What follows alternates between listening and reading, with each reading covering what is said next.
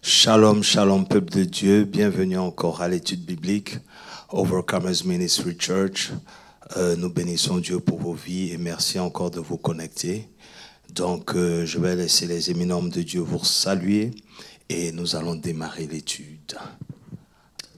Shalom, famille. Je vous salue dans le nom de Jésus, Pasteur Moses. Amen.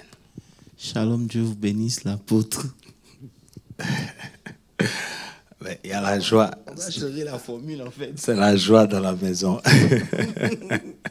Mais vas-y, change. Amen.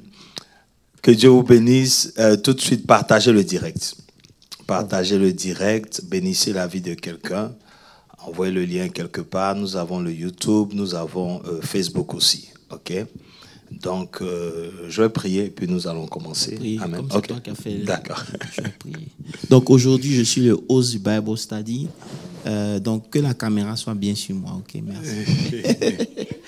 D'accord. Seigneur, nous voulons te bénir. Nous voulons te magnifier parce que il est bon, il est doux, agréable pour des frères de demeurer ensemble, car c'est là que tu envoies ta bénédiction. Seigneur, particulièrement lorsqu'il s'agit de la profondeur de ta parole, nos esprits sont nourris à la bonne table et nous voulons te dire merci. Père, nous t'invitons, prends contrôle de ce moment, qu'une vie soit encore éclairée et que la révélation coule au milieu de nous. Bénis tes serviteurs, bénis la technique, que les ondes soient couvertes du sang de l'agneau et qu'aucune manipulation des ténèbres ne puisse prospérer contre ce live. Nous nous couvrons du sang de l'agneau et nous te bénissons au nom puissant de Jésus-Christ de Nazareth. J'ai prié. Amen. Amen. Amen. Pasteur Landry, vraiment, je veux commencer par dire félicitations. Le message était d'une envergure apostolico-doctrinale. Et merci parce que tu as mis l'accent sur beaucoup de choses et je sais que beaucoup parmi vous ont été particulièrement bénis. Je vois dans la salle des gens qui lèvent la main. Merci, que Dieu vous bénisse, ça fait plaisir. Et ce soir, nous allons revenir sur le message. Pourquoi pas donner la possibilité à l'homme de Dieu de rentrer plus en profondeur et de libérer plus la grâce qui était sur lui ce dimanche. Amen. Amen. Et j'aimerais qu'on lise Romains 10, verset 4, Pasteur Moses. Oui, c'est ça. Vas-y. Romains 10, verset 4, tu peux lire. Car Christ est la fin de la loi pour la justification de tous ceux qui croient. Car Christ est la fin de la loi pour la justification de tous ceux qui croient. Pasteur Landry. Avant de te laisser réfléchir, parce que j'ai beaucoup de questions pour toi. Pasteur Moses, quelles ont été vos impressions? On a été richement bénis dimanche par le christologue de la maison. Amen. Nous bénissons la vie du serviteur de Dieu. Nous prions que Dieu le remplisse davantage. Il a démontré par A plus B que celui qui a Christ a Dieu et celui qui a Christ a également le Saint-Esprit. En fait, j'ai compris à la fin que Christ, c'est Dieu et c'est l'Esprit de Dieu. Alléluia. Christ est tout.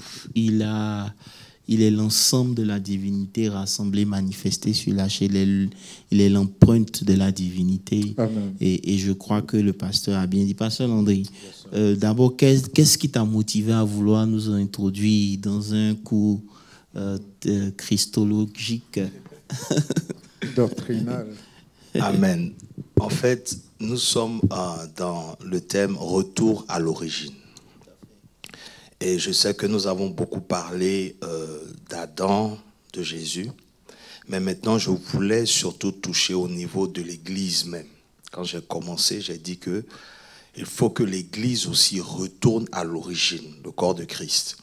Et donc, j'ai dit que nos ancêtres dans la foi ont marché d'une certaine manière, ont cru d'une certaine manière, et pour qu'on ramène cette puissance-là à jour, il faut que nous aussi on retourne dans ce qu'ils ont laissé. Parce que si nous ne bâtissons pas comme eux ils ont bâti, on ne va pas manifester en fait ce qu'eux ils ont manifesté, même aller plus loin. Et si vous lisez Éphésiens 2, le verset 20, Paul dit que nous avons été édifiés sur le fondement des apôtres et des prophètes. Tout à fait. Amen. Christ, la pierre angulaire. Tout à fait. Et voilà. Non, Éphésiens 2, 20. Éphésiens 2, verset 20. Voilà. Vous avez été édifiés sur le fondement des apôtres et des prophètes. Jésus-Christ lui-même étant la pierre angulaire. Verset 21. Je vais voir quelque chose. En lui, tout l'édifice bien coordonné s'élève pour être un temple saint dans le Seigneur. Et on peut lire même le verset 22 aussi. Verset 22. En lui, vous êtes aussi édifiés pour être une habitation de Dieu en esprit. Donc, l'accent qu'ils ont mis sur la doctrine de Christ m'a frappé en fait. Et je voulais, par ce message-là, nous ramener à cette doctrine de Christ-là, dans laquelle en fait, je me suis rendu compte que nous avons tout et que nous devons plus puiser pour pouvoir manifester véritablement ce que Dieu attend de nous. En effet, j'aime le fait qu'il est important de retourner à l'origine de l'Église pour voir c'était quoi l'Église de Dieu. Aujourd'hui, je crois qu'il y a une grande confusion qui se passe à notre niveau, au niveau de l'Église, parce qu'on ne comprend pas comment l'Église a commencé. On ne sait même pas... Ok. Qui est le peuple de Dieu en réalité? Vous comprenez un peu? Ça veut dire quoi? Ça veut dire que lorsque vous lisez les promesses que Dieu a faites à Israël pour être son peuple, c'est des promesses qui jusqu'ici restent vraiment peut-être, je dirais, qui n'ont pas encore été manifestées dans notre sein totalement. Alors que Israël n'était que l'ombre des choses à venir. Est-ce que vous comprenez un peu? Quand vous lisez, par exemple, des promesses que Dieu fait à son peuple pour dire qu'ils ne seront jamais vaincus. Oui. Tu comprends? Il dit que 1000 chasses, et un chasse 1000, deux chasses 10 000. Vous comprenez un peu? Il dit que vous serez bénis à votre aller, vous serez bénis à votre retour. Il dit que votre grenier ne manqueront point de blé. Vos champs seront bénis et l'œuvre de vos mains seront bénies. Vous posséderez des maisons que vous n'avez pas construites, vous allez posséder des puits que vous n'avez pas built. Vous comprenez? C'est des promesses. Tu te dis, mais attends, quel est ce peuple-là? Quel genre de peuple c'est en fait? Tu comprends un peu, Pasteur Landry? Et tu viens maintenant nous faire comprendre que ce que nous voyions à l'époque comme étant glorieux ne l'est même pas, parce que Christ est venu apporter une dispensation plus grande en fait. Donc vas-y. On peut justement, c'est pour ça que il fallait d'abord... Quand j'ai commencé j'ai même dit qu'on était enfant, on nous disait que le soleil se lève à l'est, se couche à l'ouest et tout ça. Que maintenant qu'on a grandi, il faut qu'on voit maintenant qu'est-ce qu'on appelle en fait le Nouveau Testament. La Nouvelle Alliance, c'est quoi? L'Ancienne Alliance, c'est quoi? Quand on sait cela, on sait se positionner et mieux profiter des avantages qui viennent avec cette Nouvelle Alliance-là. Parce que le mot chrétien même, ça vient de Christ. Donc, christianisme, c'est l'idéologie de Christ. Voilà. Donc, comment tu peux être chrétien et puis tu es sous la loi? Ça, it doesn't make sense. Donc, c'est ce qui a fait que vraiment, il fallait taper sur notre dispensation. Ce temps de l'Église, pour que les enfants de Dieu maintenant ne jettent plus les regards sur la loi. Et c'est comme ça que nous sommes arrivés à Romains 10, le verset 4. Bon, nous sommes à l'étude biblique, je ne veux pas trop m'étaler sur l'Ancien Testament. Mais vas-y, qui commence... si ça peut aider, oui, mais vas-y, dis ce qui est essentiel, ce qui peut nous permettre de comprendre. En fait, bon, selon la théologie, habituellement on disait que l'Ancien Testament commence par Genèse, ça finit par Malachie, et le Nouveau Testament commence par les Évangiles, ça finit par Apocalypse. Mais on se rend compte que la première alliance dont on parle, qui est le Grand Testament, dans ce testament-là, il y avait des alliances personnelles. Les alliances de Noé, David et tout ça, machin. Mais quand on parle de l'Ancien Testament, quand on lit, il a dit dans... attendez, il y a Hébreux 9,16 qui parle de ça. Hébreux 9,16 parle de ça. Et puis, quand il a dit aussi que la première alliance où je vous ai pris de l'Égypte pour vous emmener à la terre promise. Et on sait que cette histoire-là se retrouve dans Exode. Oui. Et Exode 20, c'est même pas Exode 1. Exode 1 commence à parler de Moïse. Donc Exode 20, c'est de là que maintenant Dieu fait une alliance avec un peuple, avec son peuple. C'est ça la première alliance. Donc c'est le sang. Ce n'est pas l'alliance du Sinaï. Justement, l'alliance de Sinaï. Mais Genèse, c'est quoi? Genèse, ce sont les principes. C'est le commencement. C'est la semence. Les origines. Ce sont les patriarches. Abraham, Isaac et Jacob. Donc, eux, ils n'ont pas marché sous la loi. Ils ont marché dans la grâce. Donc, la grâce était déjà là. Et la loi est venue freiner la grâce à cause du cœur de l'homme. Tout à fait. J'aime ça. À cause du cœur de l'homme. Donc l'homme était tellement, était arrivé à un niveau où Dieu était obligé de mettre la loi. Et c'est Dieu lui-même qui a mis la loi, sachant que c'était impossible à l'homme de lui être agréable par la loi. Pour permettre à l'homme d'apprécier la grâce. Justement. Pour permettre à l'homme d'apprécier la grâce, Dieu montre à quel point il est saint. Parce que la révélation que Abraham, Isaac et Jacob ont eue ne donnait pas la full picture de la sainteté de Dieu. Donc il fallait que Dieu nous révèle au travers de la loi quel genre de personne il est, quel est le niveau de grâce qu'il a et la sainteté qu'il a. Et la loi est venue pour ça. Et vraiment, c'est bien dit. Maintenant, moi, j'ai aimé la transition. Ça veut dire quoi? Ça veut dire qu'aujourd'hui, l'implication de la révélation de Christ qui vient mettre fin à la loi doit être importante dans la vie des enfants de Dieu. Et comment tu peux nous aider dans ce sens-là à mieux comprendre afin que nous puissions l'appliquer dans la vie pratique de tous les jours et comprendre? Parce que jusqu'à présent, comme tu l'as dit, beaucoup de chrétiens vivent dans la grâce sous la loi. Alors que c'est impossible d'être sous la grâce et de vivre sous la loi. Tout à fait. C'est ces deux choses qui ne sont pas compatibles. Jérémie 31, 31. On a déjà touché à ce verset-là plusieurs fois, même à l'étude ici. Jérémie 31, le verset 31. Il dit Jérémie 31, verset 31. Je ferai avec vous une nouvelle alliance, pas comme l'alliance de vos pères. Je suis en train de paraphraser en attendant que la technique trouve. Voilà. Voici les jours viennent, dit l'Éternel, où je ferai avec la maison d'Israël et la maison de Juda une alliance nouvelle. Verset 32.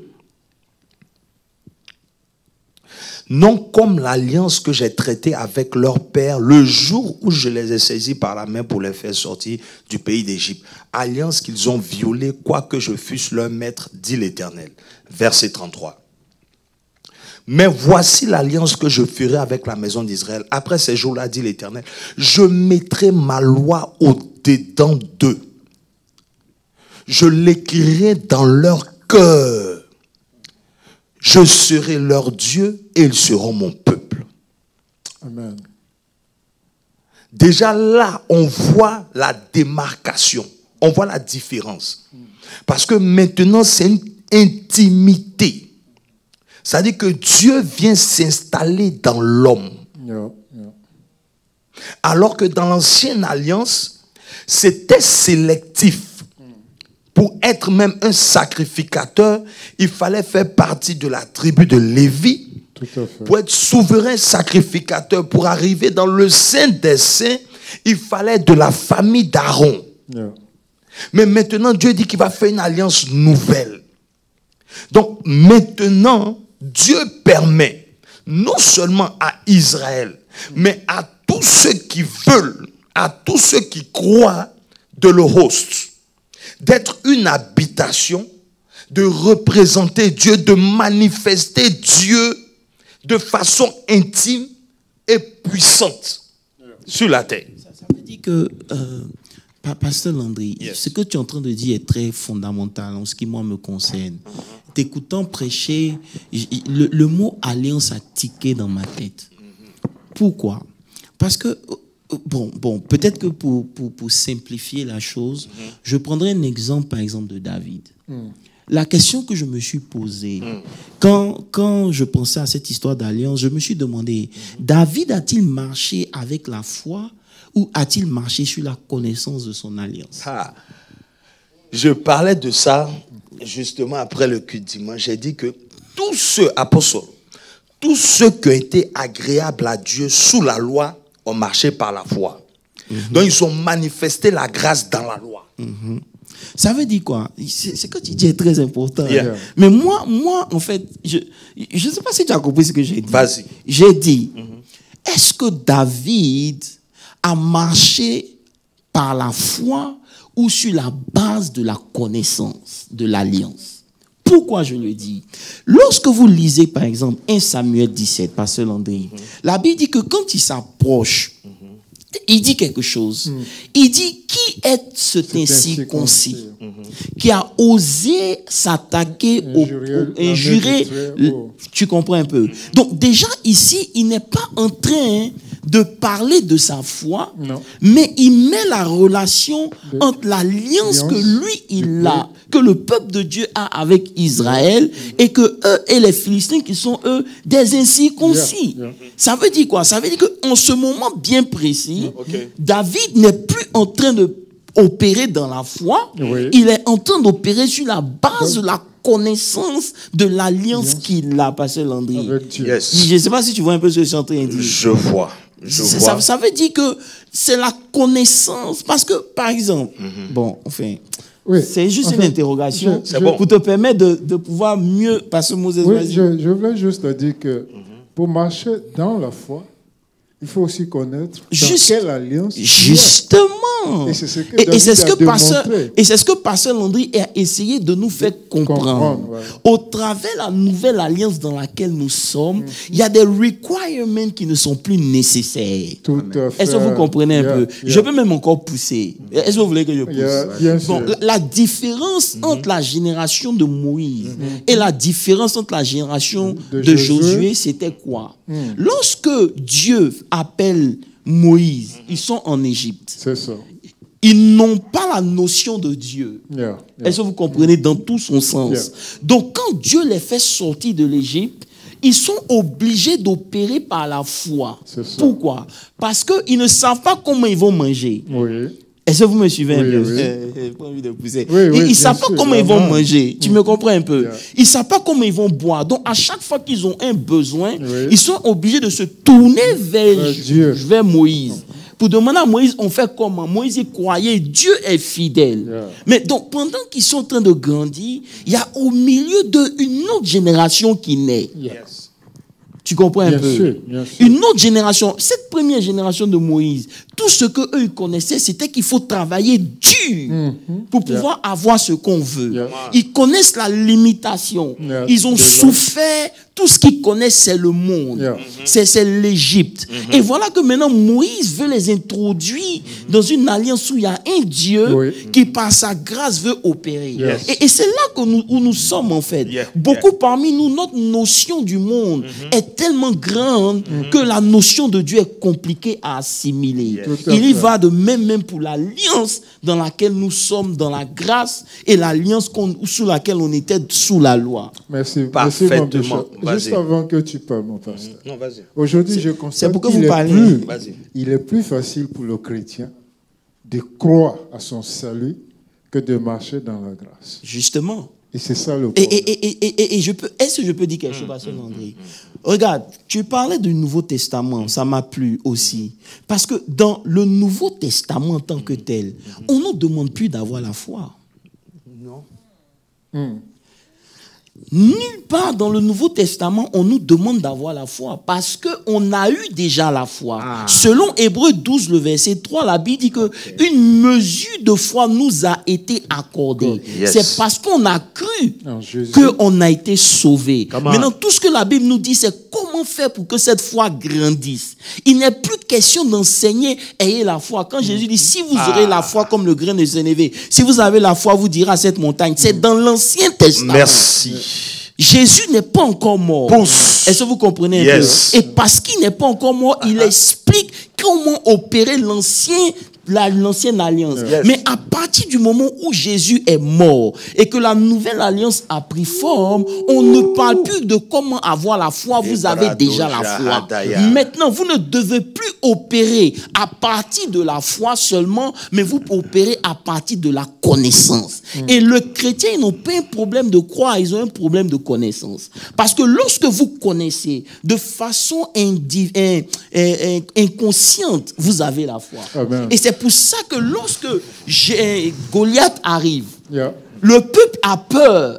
Pourquoi? Parce que avant, le peuple d'Israël, puisqu'il ne connaissait pas Dieu, revenons à notre exemple qu'on avait pris pour simplifier, laisser la place au pasteur Landry. Puisqu'il ne connaissait pas Dieu, Dieu était obligé de produire des actes pour les pousser à avoir la foi. Vous me suivez? Mais lorsque la nouvelle génération vient avec Josué, il n'est plus question d'avoir la foi. Il faut maintenant marcher. Vous comprenez? Nulle part vous voyez qu'on leur enseigne la foi. Parce que vous avez déjà vu Dieu. Vos parents, parce que disons, leurs parents ne connaissaient pas la manne. Eux, ils sont nés, ils n'ont pas demandé à manger. Dès qu'ils se réveillent, ils voient la manne. Donc, ils demandent à leur papa, c'est quoi la manne? Ils disent, non, c'est Dieu d'Israël qui vous a donné à manger. Lorsqu'ils ont soif, tu l'as dit, ils frappent le rocher, l'eau sort. C'est le Dieu d'Israël. Donc, tout ce qu'eux, ils savent, c'est que le Dieu d'Israël est trop puissant. Donc, il a une alliance avec eux. Donc, sur la base de cette alliance, Dieu maintenant leur demande de marcher. Ça veut dire que maintenant, c'est une préméditation de la nouvelle alliance. Manifester avec la génération de Josué. Tout à fait. Vous comprenez? C'est pour ça que lorsqu'ils arrivent, par exemple, Josué parle de circoncision. Je voulais parler de ça à Gilgal. À Gilgal. Il faut être circoncis, pour rentrer dans l'alliance. Donc quand David dit, qui est cet incirconcis? Il met en rapport la connaissance qu'il a de l'alliance, de son identité en tant qu'enfant de Dieu circoncis. Et lui, Goliath qui est en face de lui qui n'est pas circoncis. Donc parce qu'il n'est pas dans l'alliance, automatiquement il est supérieur à lui. Amen. Voilà, donc ce n'est plus une question seulement de foi, mais c'est une question de connaissance. Et aujourd'hui, ce n'est pas un problème de foi, mais c'est un problème de connaissance. C'est pour ça que la Bible nous dit dans le livre que la foi vient de ce qu'on entend et ce qu'on entend vient de la parole de Dieu. Plus de révélations vous connaissez, plus de foi vous aurez. Plus de connaissances vous avez, plus de foi vous avez. Si vous n'avez pas de connaissances, vous n'aurez pas la foi. Michel 4:6. Apôtre, je vais commencer par là où tu as terminé. C'est tellement beau. Parce que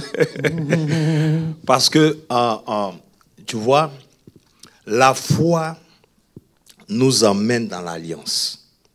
Et la connaissance nous permet de manifester les avantages de l'alliance. Romains 10, 17. Prenez la version NIV surtout. Romains 10, 17. Là, je suis allé bien et j'ai lu plusieurs versions pour vraiment mieux comprendre ce verset-là. C'est important. Ainsi, la foi vient de ce qu'on entend et ce qu'on entend vient de la parole de Christ. Tu vois un peu? Vient de la parole de Christ. Il y a d'autres versions qui te disent vient du message de Christ. Vient du message de Christ.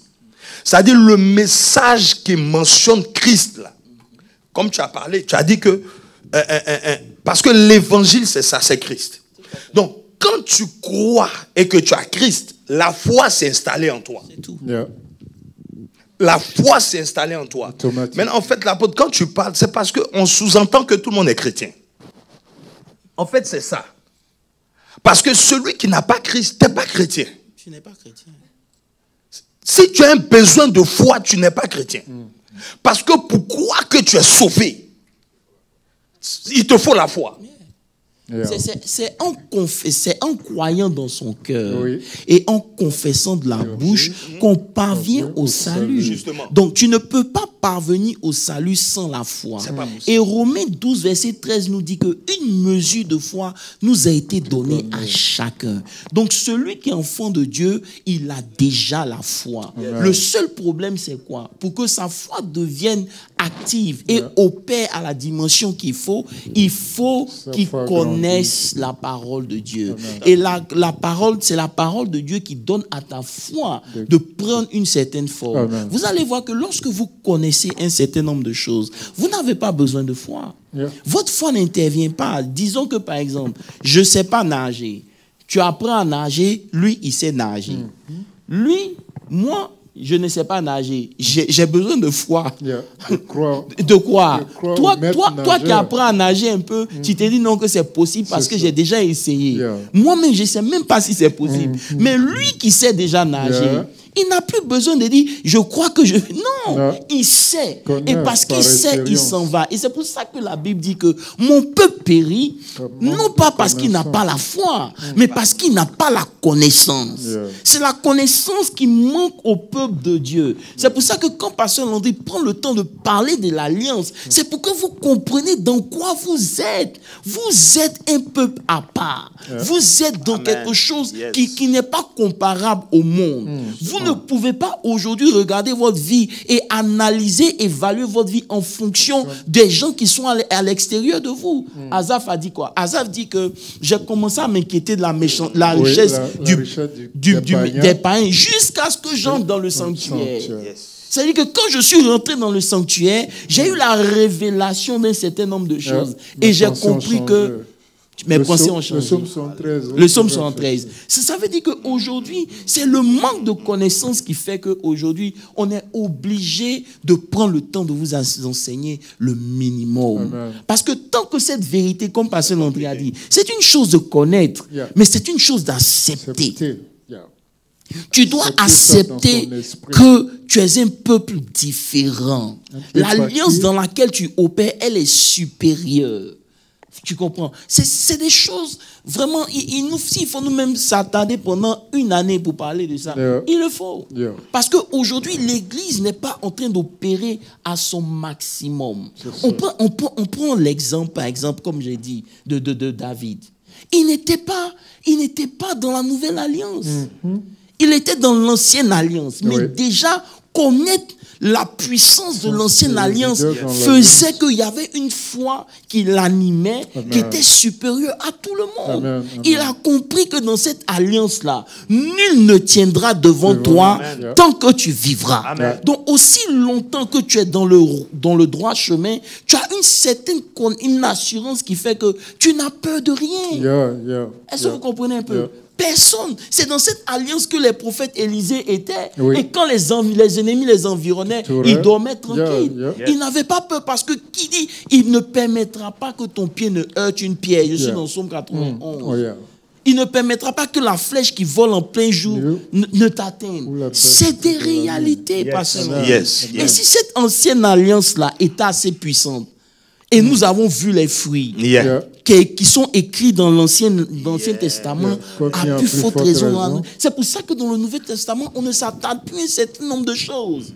Parce que ce n'est plus nécessaire. Nous portons en nous quelque chose qui doit donner la gloire à Dieu. Et c'est ce pourquoi on prend le temps de parler pour que vous compreniez. Pasteur Landry, vas-y. C'est tellement clair, voir apôtre, et c'est pour ça que le verset que j'ai pris pour encore pousser, c'est-à-dire qu'il faut demeurer dans la chose. 2 Jean 1, à partir du verset 7. Il faut, parce que c'est une chose d'écouter, mais maintenant demeurer dans la chose, jusqu'à ce que, il dit, car plusieurs séducteurs sont entrés dans le monde, qui ne confesse point Jésus-Christ venu en chair. Celui qui est tel, c'est le séducteur et l'antéchrist. Verset 8. Prenez garde à vous-même afin que vous ne perdiez pas le fruit de votre travail. Le verset 9 maintenant qui m'intéresse. Il dit, quiconque va plus loin ne demeure pas dans la doctrine de Christ n'a point Dieu. Ça, ça m'a fait réfléchir. Donc, demeurer dans la doctrine, ça veut dire que tu as cru, tu as réalisé que tout ce qui concerne Dieu est là. Donc, tu ne vas faire que puiser dans ce que tu sais qui est vrai. Tu ne vas pas aller chercher autre chose. Parce que quand Dieu appelle Israël, il dit à Israël, je t'appelle pour qu'on me connaisse à travers toi. Justement. Et ça, c'est la clé. Pasteur Landry, il choisit Israël pour qu'au travers d'Israël, on le connaisse lui. Amen. Donc, à plus forte raison, nous qui avons été sauvés. Voilà. On a été sauvés pour apporter la connaissance. C'est pour ça que la Bible dit que c'est à travers l'Église que le mystère caché de tous les temps sera révélé. C'est à travers l'Église qu'on voit les multifacettes de Dieu. Donc quand tu as dit là, retourner à l'origine de l'Église, c'est comprendre que l'Église a commencé dans une alliance qui est différente. Tout à fait. L'Église a commencé dans le sang précieux de Jésus-Christ. Amen. De Nazareth. Amen. Et c'est là qu'il y a une confusion. Je veux juste corriger quelque chose. Peut-être que vous pouvez je me trompe, vous allez me dire. La vie qu'on a reçue, ce n'est pas la continuité de l'ancienne vie qu'on avait. Non. C'est pour ça qu'il faut grandir. J'ai aimé ça. Parce que tant qu'on ne grandit pas, il y a un certain nombre de choses qu'on ne peut pas comprendre. La nouvelle vie en Christ, là, est-ce que tu peux comprendre que ton ancienne vie est passée? Ce n'est plus la continuité de ton ancienne vie. Il dit, si quelqu'un est en Christ, cette personne est une nouvelle création. Voici, toutes les choses anciennes sont passées, toutes choses sont devenues nouvelles. Ça veut dire quoi? Si tu avais une anomalie dans ton sang ou que tu avais reçu quelque chose d'Adam, avant que tu ne deviennes chrétien, cette chose avait la capacité et le pouvoir d'agir sur ta vie. Mais à partir du moment où tu es en Christ, elle n'a plus le droit. Maintenant, qu'est-ce que tu dois faire? You need to stand dans l'alliance. Dans l'alliance dont on parle ici, demeurer dans l'alliance pour que l'alliance maintenant produise les fruits dignes de l'alliance. Vous me suivez un peu? Et je peux m'aller encore plus loin. J'ai été surpris de me rendre compte que dans l'Ancien Testament, Dieu même nous l'a prouvé. Bien sûr. Il nous l'a prouvé comment? Tu te rappelles de Josué encore? Non. Lorsqu'ils arrivent au Jourdain, Dieu demande à Josué de prendre 12 pierres. Ils prennent, voici, ils n'ont pas encore traversé le Jourdain. Vous me suivez un peu? Donc, il leur demande de prendre 12 pierres. Les 12 pierres qu'ils prennent sont les 12 tribus d'Israël. Le peuple de Dieu. Maintenant, lorsqu'ils traversent, lisez bien votre Bible, il leur demande d'enterrer les 12 pierres qu'ils avaient prises avant la traversée. Maintenant, il leur demande de prendre 12 nouvelles pierres dans l'eau avec lesquelles ils sortent du Jourdain. Vous me suivez un peu? Donc, le peuple en réalité qui était avant le Jourdain n'est pas le même peuple qui vient après le Jourdain. Là, il y a Bossi Taba. Ça veut dire que le peuple qui a traversé, c'est le symbole de la mort de Christ et de la résurrection. Maintenant, quand il traverse, il lui demande de faire un monument là de pierre. Est-ce que vous me suivez? C'est le baptême. Et c'est le baptême, j'arrive. Maintenant, quelques années après dans Matthieu, lorsque Jean-Baptiste est en train de baptiser et que les pharisiens veulent, il leur a dit, qui vous a appris qu'il y a un jugement à venir? Est-ce que c'est de tout votre cœur vous venez ou pas? Si vous ne venez pas, Dieu peut susciter un nouveau peuple de ces pierres. De ces pierres. De ces pierres. Donc, le peuple qui est rentré, qui a traversé le Jourdain, c'était pas le même peuple. Donc, tu ne peux pas dire que tu es en Christ et tu donnes plus de valeur à ce que tu étais avant. C'est une erreur d'immaturité. Lorsqu'on arrive à un niveau de maturité, on doit accepter que le Guy Joseph d'avant n'est pas pas le même. Amen. C'est seulement quand tu vas embrasser cette réalité que ta vie maintenant va changer dans le naturel. Amen. Aussi longtemps que tu n'acceptes pas cette réalité, tu vas combattre pour une vie de sanctification, tu vas te battre pour avoir une vie de sainteté. Parce que là, c'est l'ancien qui essaie de vivre le nouveau, quand au contraire, le nouveau doit prendre place pour que l'ancien quitte. C'est pour ça que Jésus dit, on ne peut pas coudre un ancien habit sur le nouveau, on ne peut pas mettre du vin nouveau dans un ancien. C'est impossible. Vous essayez de vivre une nouvelle vie par votre ancienne vie. Ça ne marche pas. Il faut accepter que tu es une nouvelle création. Les choses anciennes sont passées. En acceptant ça, la puissance du péché va tomber. Amen. C'est parce qu'on ne comprenait pas ça que l'ennemi réussissait encore à nous atteindre à un certain niveau. Mais avec la révélation qu'on a reçue, il lui sera difficile. Yes. C'est clair. Yes. Donc déjà l'Ancien Testament, au travers de la nouvelle parce que Dieu a dit, de tous ceux qui sont sortis d'Égypte, personne ne va passer. Oui. C'est des signes. Personne ne va aller dans la nouvelle, comment on appelle ça, dans la terre promise. À part Josué et Caleb qui avaient un esprit différent. C'est pour ça lorsque vous venez à Christ, on vous dit renouvelez votre mind. Le renouvellement de l'intelligence est très important. Si vous ne renouvelez pas votre intelligence, c'est vrai que tout est nouveau. Vous allez continuer de vivre l'ancien. Comment? Et apôtre, c'est tellement clair. C'est pour ça que, tu vois, l'ancien c'est régi par des lois. Ce sont des lois. Donc quand on dit Christ est la fin de la loi, c'est ça. Ça dit que dans ton mind, tu sais ça. Donc tu ne peux pas te conditionner en fonction des lois passées. C'est impossible. Que dans ta famille, on ait établi des lois que ça soit la pauvreté, que ça soit la malédiction, les totems, les rituels, quelle que soit la loi qui a été mise dans ta famille, Christ est la fin de la loi. Et ce qui me choque ici, c'est quoi? C'est Dieu lui-même qui a donné la loi. Et c'est lui qui vient en Christ qui arrête la loi. Bon, si Christ a arrêté la loi, lui-même sa loi, quelle loi le diable peut maintenir dans ta vie? Pasteur Christian, il y a une question qui suscite dans mon esprit. En fait, je ne veux pas me gâter de ce qu'il a dit. Oui, non, c'est ça. Je passe sur sa base. Je suis le fils de Y. Et Y devait de l'argent. Et c'est un crédit à payer. Maintenant, avant sa mort, il paye le crédit. Est-ce qu'on peut venir me réclamer le même crédit? Justement. C'est impossible. Allons encore plus loin. On est d'accord.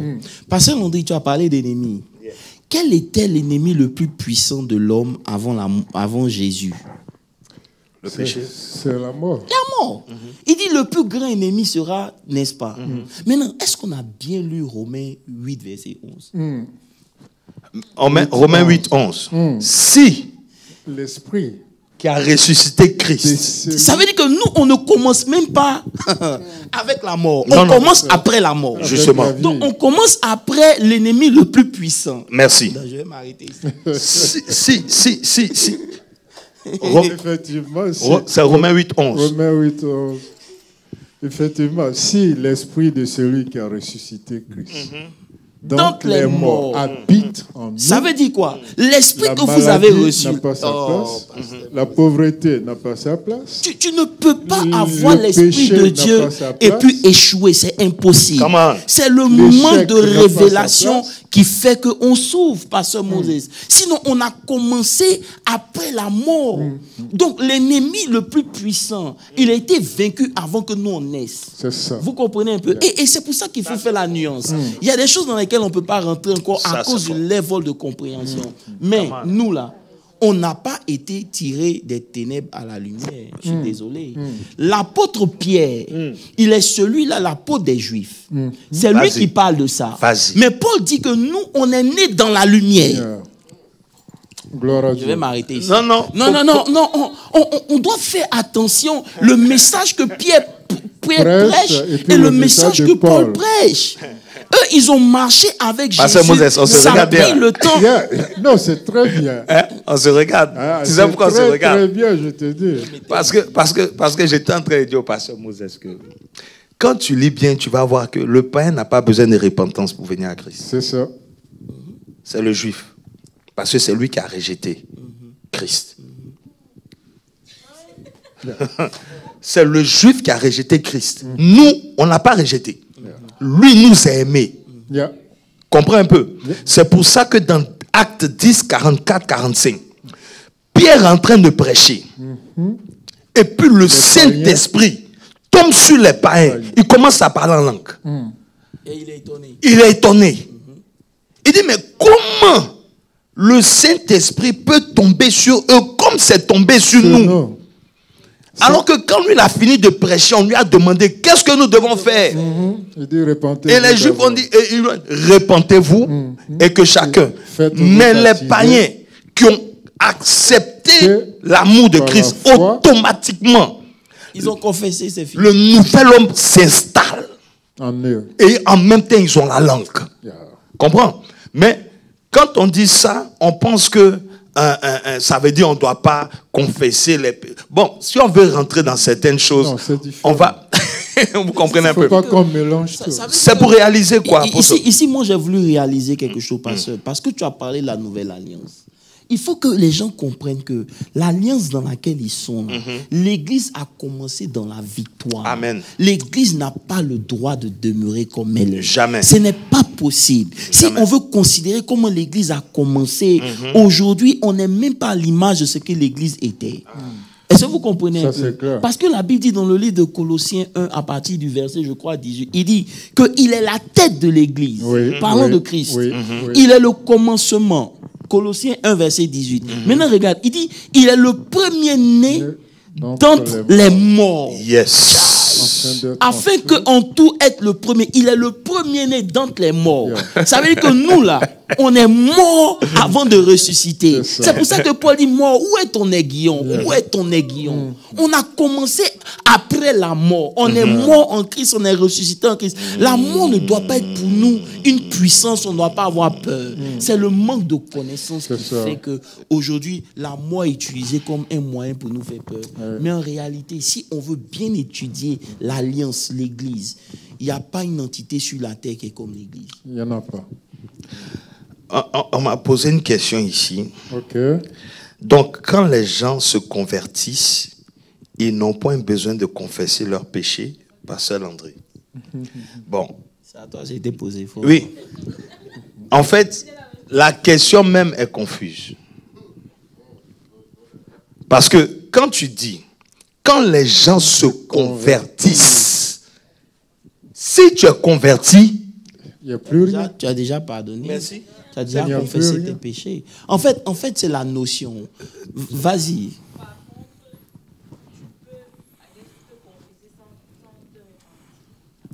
Non, ça veut dire que la repentance vient naturellement quand tu réalises l'amour de Dieu.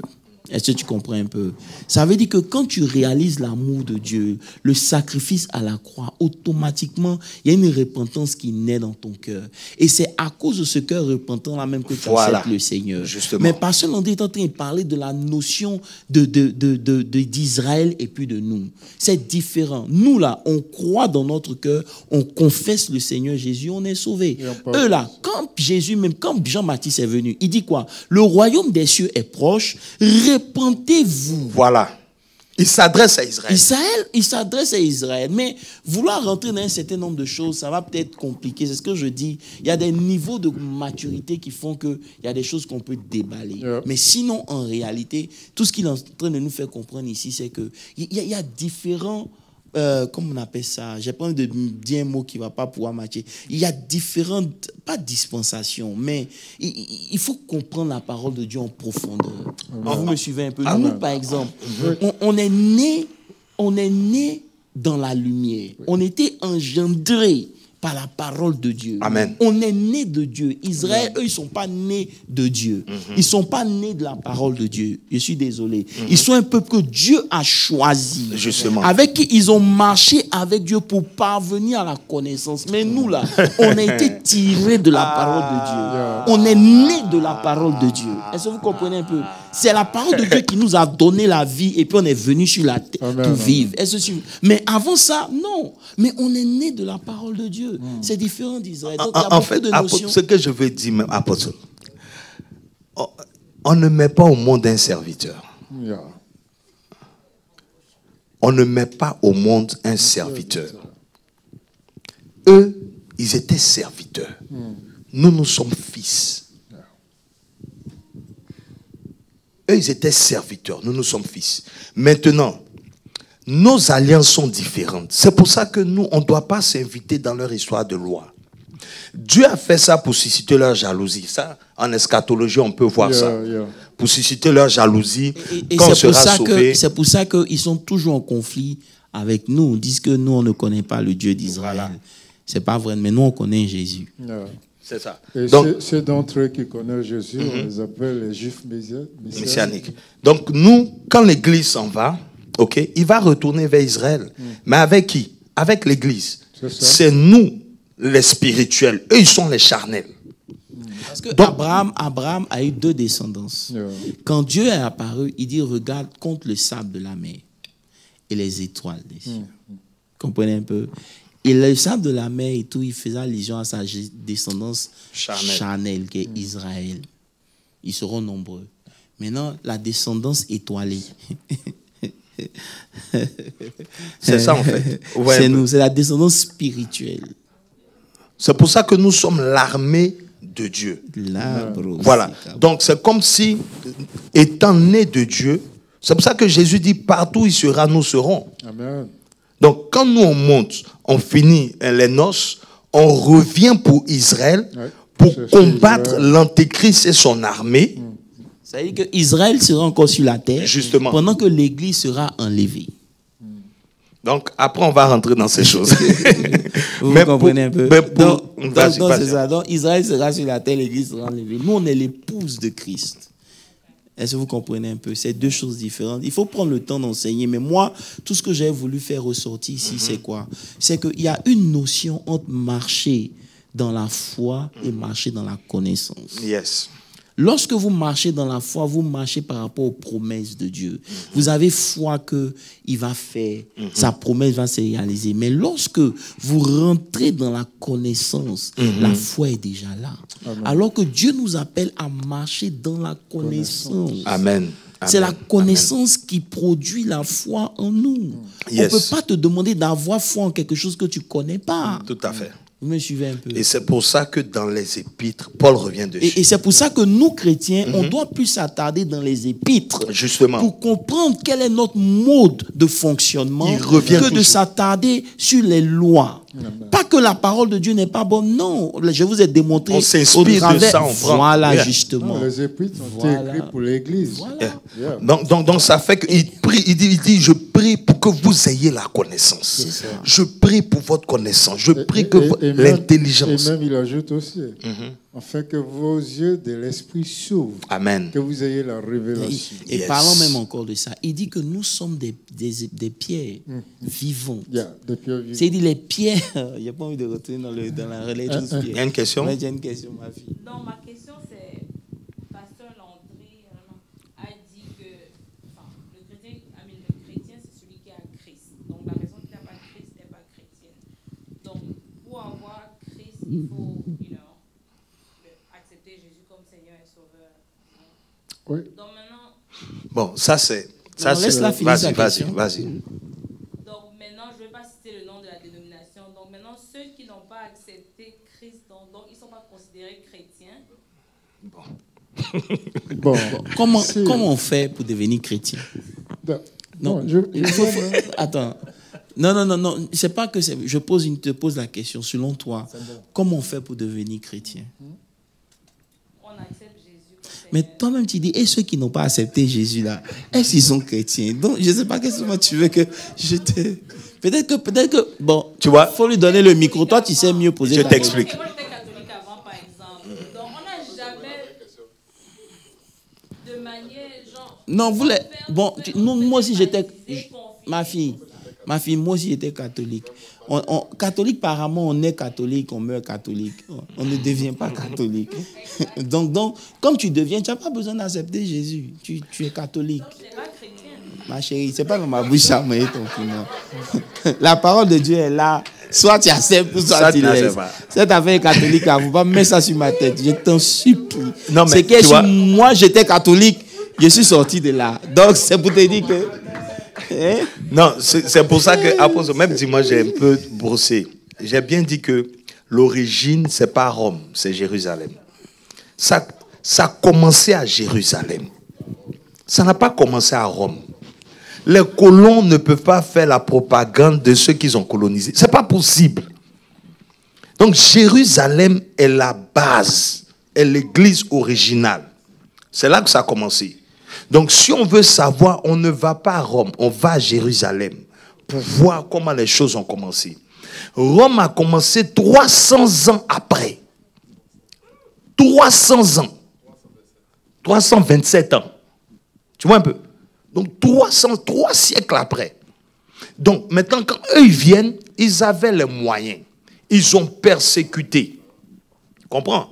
Donc quand ils ont établi, eux, leurs croyances, ils ont fait un mix. Bon, on peut voir ça après et tout. Ce que je veux dire, c'est que leur domination, là, en tant que puissance coloniale, a fait qu'ils ont pu propager cette croyance qu'ils ont créée avec intention de colonisation. Mais le but même de l'Église catholique, ça remonte au Concile de Nicée et tout, Constantin. Ils ont vu qu'ils ne pouvaient pas détruire l'Église primitive. Donc, ils ont créé une religion. Tu vois? Qui s'est intéressée dans le but d'infiltrer pour tuer. Et vous connaissez l'histoire de l'Église, on ne veut pas rentrer dedans. Donc, ce que je veux dire ici, apôtre, c'est quoi? C'est que pendant qu'eux, ils ont fait ça, l'Église qui a commencé à Jérusalem ne s'est pas arrêtée. Yeah. Les missionnaires continuaient, mais ils n'étaient pas puissants comme eux. Comprends? Parce qu'eux, ils avaient le politique avec eux. C'est ça. Donc, ça continuait. Maintenant, il y a des églises qui sont sorties du catholicisme, qui ont gardé. C'est pour ça qu'on les appelle les protestants. Je t'explique. Voilà. On nous appelle les protestants parce qu'on a protesté contre la manière que eux ils voulaient faire, nous imposer. Et comme pasteur on dit, il y a des églises qui ont gardé le côté catholique, le côté religieux, l'anglican et tout. Les orthodoxes. Voilà, c'est ça. Mais sinon, en réalité, pour donner, il y a un seul chemin qui mène à Dieu. C'est pas Marie. Je suis désolé. Ça, je prends mes responsabilités. C'est la parole de Dieu nous le dit. Nulle part dans la Bible, vous avez vu que la Marie a été considérée comme un élément. Non. Même quand elle est venue voir Jésus lui a dit... Apôtre, elle était parmi ceux qui attendaient le Saint-Esprit. Justement, vous comprenez un peu. Donc, il y a plein de choses sur lesquelles on ne va pas s'attarder. Le but ici, ce n'est pas de venir critiquer la religion de qui que ce soit. C'est pour connaître la vérité. Et la vérité, c'est que nous sommes dans une alliance qui est supérieure. Amen. Et il est important pour les gens de comprendre ça. Nous avons commencé de façon très puissante. Il nous faut accepter cette alliance dont Pasteur Landry nous a parlé. Demeurer dedans. La Christ en nous, c'est la divinité qui est en nous. Amen. Comprenez? Il faut laisser cette divinité s'exprimer par accepter. Vous comprenez un peu? C'est très important. Et c'est pour ça qu'il a dit dans le passage là, 2 Jean 1, 7 à 9, le verset 9, la fin. Il dit que celui qui demeure dans cette doctrine-là a le Père et le Fils. Tu vois, tu es chrétien, on est dans 2 Jean, tu es chrétien, tu demeures dans la doctrine, tu as le Père, tu as le Fils. Donc, le Père, le Fils, le Saint-Esprit en Christ. Donc, c'est pour ça qu'il faut demeurer dans la doctrine. Tu vois, il dit, cette doctrine a le Père et le Fils. Maintenant, on allait plus loin pour nous rendre compte que tout ce que, en fait, Colossiens 2, versets 1 à 3. Et ça, apôtre, je vais me faire le privilège de dwell dans ce verset-là pendant un bon moment, personnellement, en fait. Mystère. Bon, mettons le verset 2 pour mieux... Pour bien commencer. afin qu'ils aient le cœur rempli de consolation, qu'ils soient unis dans la charité, enrichis d'une pleine intelligence, pour connaître le mystère de Dieu, savoir Christ. Donc Dieu est un mystère. C'est clair. Ce qui révèle Dieu, c'est Christ. Donc c'est par Christ que tu connais Dieu. Et c'est pour ça qu'il a dit à Philippe, depuis que tu suis là, tu ne peux pas dire que tu connais pas, tu n'as pas connu Dieu. Celui qui m'a vu a vu le Père. Justement. Donc Christ est l'empreinte invisible du Dieu invisible. L'empreinte visible du Dieu, voilà, invisible. Donc Christ est l'empreinte, il est l'image. Donc celui qui veut connaître Dieu, il doit connaître Christ. Amen. C'est ce que le verset dit. Amen. Il est le mystère. Au travers de Christ, on peut connaître Dieu parce que Dieu habite une lumière inaccessible. Même les anges ne peuvent pas voir Dieu. Amen. Personne n'a vu Dieu, si ce n'est le Fils qui l'a fait connaître. Donc Christ démystifie Dieu. Et c'est même au moyen de l'Église que les anges comprennent mieux qui est Dieu. Ah, tu es en train de toucher à quelque chose, mon Et c'est pour ça pasteur. que l'Église doit se réveiller et prendre sa place. Justement. Vous comprenez un peu? Aujourd'hui, on est obligé de dealer avec un certain nombre de choses à cause de notre manque de compréhension Amen. des choses. Yeah. Lorsque vous étudiez, même au niveau de la délivrance, tout se fait au travers de la compréhension Amen. de l'autorité et de qui nous sommes. C'est ça. Mais je vais m'arrêter là parce que... Yes. Verset 9. Mais le verset 3, par exemple. Et puis, je vous laisse. Des mystères dans lesquels Yes. sont cachés tous les trésors de la sagesse et de la science, de la connaissance. Voilà, pasteur Landry. Ah, apostole. Apostole. Quand on dit aux chrétiens que... Ah, Prenons la connaissance même, la science, les trésors de la science. La plus grande, en prenant la science de la médecine par exemple, en Christ sont cachés tous les trésors de la science. C'est-à-dire que ce que les médecins ne peuvent pas trouver là, Oui. Christ peut donner la solution à ça. C'est clair. C'est pour ça qu'il y a des versets, moi, toi tu veux t'arrêter dessus.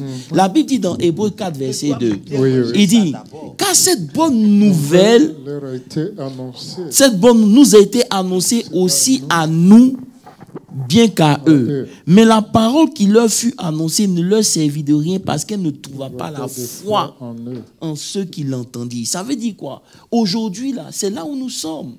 Est-ce que la parole qu'on entend là, Oui. on l'accepte? Yeah. Parce que si on ne l'accepte pas, même si Christ est le fondement de la science et de la sagesse, ça n'aura pas d'effet dans nos vies parce que justement, on ne croit pas. Regardez un verset, un verset qui, moi me fatigue et sur lequel je vais m'attarder aussi. C'est Ésaïe, est-ce qu'on peut mettre Ésaïe 33, le verset 24. Il dit, Ésaïe 33, le verset 24, il dit, qu'aucun habitant ne dise, je suis malade. Yeah. Ça veut dire qu'il y a une dimension en Christ où tu arrives, où la maladie n'a pas le n'a plus droit la même place. de rester. Jamais. Il dit aucun peuple ne dise, c'est Ésaïe 33, verset 24, aucun peuple ne dise, je suis malade. Le peuple de Jérusalem reçoit le pardon de ses iniquités. Tu vas encore dans Ésaïe 35, le verset 9. Il dit, sur cette route, point de lion, ni de bête féroce ne la prendra. Nul ne s'y rencontrera ne rencontrera les délivrés, ils marcheront. Ça veut dire quoi? Il dit, sur cette route, point de démon. Ici, quand il parle des lions, il a fait... C'est-à-dire que tu arrives à un niveau, pasteur Landry, de révélation, de compréhension des choses. Ou sur ta route que tu marches là, c'est les délivrés qui marchent là-bas. C'est ça. Il n'y a pas de lion, il n'y a pas de bête féroce. Aucun démon ne peut s'attarder sur le chemin que tu prends à cause de ton niveau de révélation. Alléluia. C'est pour ça que les apôtres ont marché dans des dimensions où le diable même ne pouvait même pas s'approcher. C'est clair. C'est la révélation, la connaissance que l'Église doit rechercher. Yes. Ce n'est pas il a dit, il a fait, non. Lorsque on te refuse quelque chose, tu pleures. Non. Cherche à Exercer connaître ton Dieu. autorité. Exerce ton autorité. Cherche cherche à comprendre comment l'autorité fonctionne. C'est ça. C'est de ça qu'on a commencé à découvrir. Justement. Comment l'autorité fonctionne. Pourquoi ça ne marche pas. Parce qu'aujourd'hui, les apôtres ont chassé des démons plusieurs fois. Oui. Mais ils sont tombés sur un cas où la Bible dit que le Père attendait Jésus. Oui. Et il dit à Jésus, je l'ai emmené chez tes apôtres. Ils n'ont pas pu rien pu faire. le délivrer. Le fait qu'il n'ait pas pu, ce n'est pas que Dieu ne peut pas. Ça veut dire qu'ils n'ont pas encore atteint une certaine capacité pour dealer avec ce genre de choses. C'est pour ça qu'on doit grandir en Dieu. On ne peut pas se permettre de rester au même niveau après des années. Ça veut dire que le manque de croissance, de maturité fera qu'il y a des situations dans la vie auxquelles tu ne pourras pas répondre. Mais à celui qui sera affermi, à celui qui va pouvoir atteindre certaines dimensions, Tout il lui n'y a sera rien possible. qui ne pourra pas. C'est pour ça que le verset qui dit tout est possible à celui qui croit va commencer à prendre forme. Amen. Il y a un développement spirituel, Alléluia. personnel que chacun de nous doit s'investir pour atteindre. Sinon, il y aura des démons que tu pourras chasser, mais il y en a un qui vont te require résister. plus de maturité. C'est clair. Et là, on sera confronté à des limitations. Si aujourd'hui on est limité, c'est à cause d'un manque de maturité. Je vais m'arrêter là. Pasteur Landry. Ah, en tout cas, que Dieu nous bénisse. Amen. Cet enseignement était riche. J'ai encore appris. Il y a une question. Ok, vas-y. J'ai une question à deux volets. Ok. Donc, je voulais confirmer ce que vous avez dit. Bon, c'est vrai que vous avez ajouté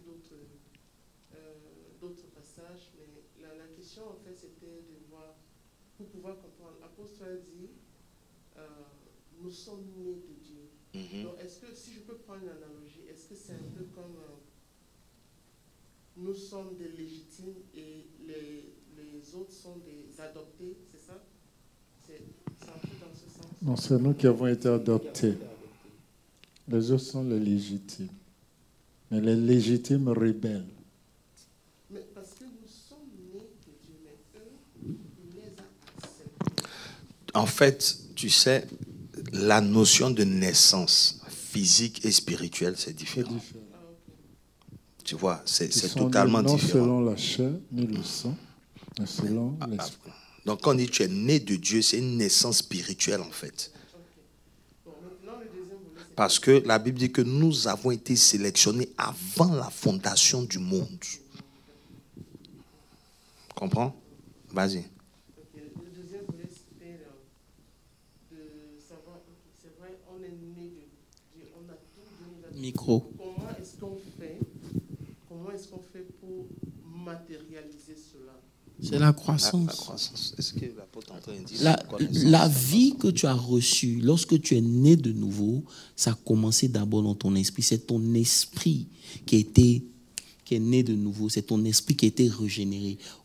Dont toute la semence de Dieu réside dans ton esprit. C'est par ton développement que ce qui est dans ton esprit commence à prendre forme. Ce qui est en toi commence à se manifester. Ce qui était dans ton esprit commence à descendre. Est-ce que tu comprends un peu? Tu vois, l'apôtre C'est a comme dit ça. quelque chose quand il a prêché dans Philémon. The acknowledgement of the good things in you in Christ. Tu vois, il faut non seulement te mettre là où tu peux entendre ce qui peut te développer spirituellement, t'environner de ces choses, toi-même prononcer ces choses pour que tu deviennes. Il ne faut pas dire les choses négatives que tu vois. Même si c'est vrai, ne dis pas. Quand Dieu a rencontré Adam, il a dit, qui t'a dit que tu es nu? Tu comprends? Ce n'est pas à toi de dire ce que Dieu n'a pas dit que tu es. Toi, dis ce qu'il a dit que tu es en Christ. C'est ça les bonnes choses que tu dois acknowledge. Tu vois? Mais c'est parce que tu crois. C'est ce que l'apôtre est en train de dire. C'est parce que tu crois que c'est ça en fait ton identité. Et la Bible dit que c'est parce que nous avons cru que nous avons parlé. C'est ça. Tu ne peux pas parler de ce que tu ne crois pas. Et ce qui sort de ta bouche est plus ce que tu crois. C'est pour ça que tu dois faire attention. Tu peux dire à quelqu'un, je crois, mais ce que tu vas dire après va témoigner en réalité de ce que tu crois. Et c'est pour cela qu'il faut faire attention. La Bible dit que par nos paroles, nous serons justifiés, ou par paroles, nous serons dit la vie et la mort sont au pouvoir de la langue. Ça veut dire que l'usage que tu fais de ta langue détermine ce que ta vie sera. Donc tu peux programmer et reprogrammer ta vie au moyen de ta langue. Ce que tu veux voir arriver, commence à le confesser. Au nom de Jésus. Voilà, que Dieu vous bénisse. Amen. Amen. Nous vous invitons donc vendredi, après tout ce que nous sommes en train de développer, je pense que vous devez être là ce vendredi-là pour qu'on prie ensemble. Tout à fait. Très important. Pasteur Moses, apôtre, un dernier mot pour vous prier. Merci, que Dieu vraiment te bénisse. Pasteur Moses, vas-y. Non, tout est dit, il n'y a rien à ajouter, seulement que nous vous invitons vendredi à mettre tout cela en pratique dans la prière. Et cela se passe ici. Amen. Amen. Vraiment que Dieu vous bénisse. Merci au pasteur Landry qui a pris le temps de nous édifier dimanche et qui a ouvert encore d'autres volets. Comme j'ai dit, t'ayant écouté, j'ai commencé Dieu m'a permis de voir aussi certaines choses, comme j'ai dit, Josué, comment David opérait. Et je veux simplement conclure par dire que c'est vrai, le juste vivra par la foi, mais la foi tisse sa source dans la connaissance des choses de Dieu. Amen. Plus tu connais Dieu, plus tu auras la foi. Amen. Je vous invite à connaître Dieu, pas le connaître le dimanche, mais cette connaissance intime, personnelle, cette connaissance en dehors des lumières, cette connaissance que vous avez que personne ne peut vous enlever. C'est ça qui détermine le sort de votre vie. Que Dieu vous bénisse, que sa grâce surabonde sur vos vies. Seigneur, nous te recommandons tout ce peuple qui nous a suivis. Bénis-les, bénis ceux qui vont suivre cet enseignement après. Multiplie leurs révélations. Nous prions que cette nouvelle alliance dans laquelle nous sommes puisse prendre forme dans nos vies au nom de Jésus. Que nous comprenions l'importance du renouvellement de notre intelligence afin de nous accorder marcher selon ta parole. Père, bénis ta parole, bénis ton peuple et souviens-toi de ton serviteur qui nous a fait du bien ce dimanche. Au nom de Jésus, nous avons prié.